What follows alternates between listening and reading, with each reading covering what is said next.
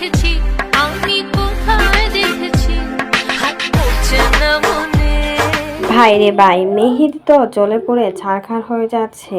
মেহেদি না হওয়া বউ অরিনকে লাভবারের সাথে ভিডিও বানাতে দেখে এদিকে মেহেদি একটা স্ট্যাটাস দিয়েছে, আর তার পরবর্তীতে লাভবার্ডস মানে রিমার জামাই একটা স্ট্যাটাস দিয়েছে, যার জ্বলার সে জ্বলুক, জ্বলতে জ্বলতে পুড়ে ছারখার হয়ে যাক। এই মেয়েকে নিয়ে অনেক ইগনোর করেছে, মেয়েটাকে পারলে বিয়ে করতে পারতো, কিন্তু সেটা না করে ইগনোর করে গিয়েছে। এখন এত জ্বলাপোড়া কেন? তোমার যত জ্বলবে তত তোমার জন্য সমবেদনা রইবে, এমনইভাবে ধুয়ে দিলেন আবার মেহেদিকে।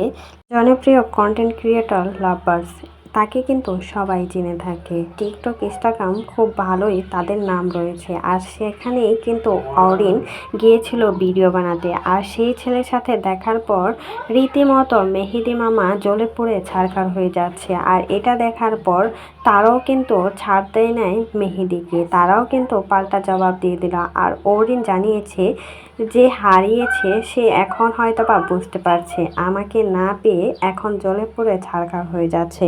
এটাই হওয়ার কথা ছিল, কারণ আমার একটা অতীত ছিল, আর সে সব কিছু জানতো, জানার পরও আমার সাথে বেইমানি করেছে শুধুমাত্র অন্যের কথা শুনে। আর এটা হওয়াটাই উচিত ছিল তার সাথে। আল্লাহ যা করে ভালোর জন্য করে, হয়তোবা আমার জীবনে আরও ভালো কাউকে নিয়ে আসার জন্যই আল্লাহ হয়তোবা তার সাথে আমারটা বিয়েটা লিখে নাই।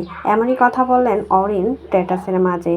আর এটা দেখার পর মেহেদি আর কোনো রিপ্লাই দেয় নাই অরিনকে, কারণ এটা নিয়ে কাটা ছোড়াছুড়ি করলে তারই কিন্তু প্রবলেম হবে। কারণ মেহেদি সব কিছু জানাশোনার পরে এই মেয়েটাকে ভাইরাল করে সোশ্যাল মিডিয়াতে তখনই কিন্তু ছেড়ে চলে যায়।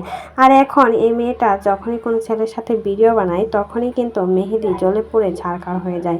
চাইলে কিন্তু মেহেদি এই মেয়েটাকে বিয়ে করতে পারতো, কিন্তু অরিন আগে যা করেছে তা অনেক খারাপ কিছু করেছে, কারণ বিয়ে ছাড়াই নাকি ছেলের সাথে সব কিছু হয়ে গিয়েছিল অরিন। আর এটা জানার পর কোনো ছেলেই বিয়ে করবে না, আর সেজন্যই কিন্তু মেহেদিও বিয়ে করে নাই। কিন্তু মেহেদির এখনও কেন এত জ্বালাপোড়া সেটা দেখে পাবলিক তো রীতিমতো মেহেদির উপরেই খুবড়ে পড়ছে।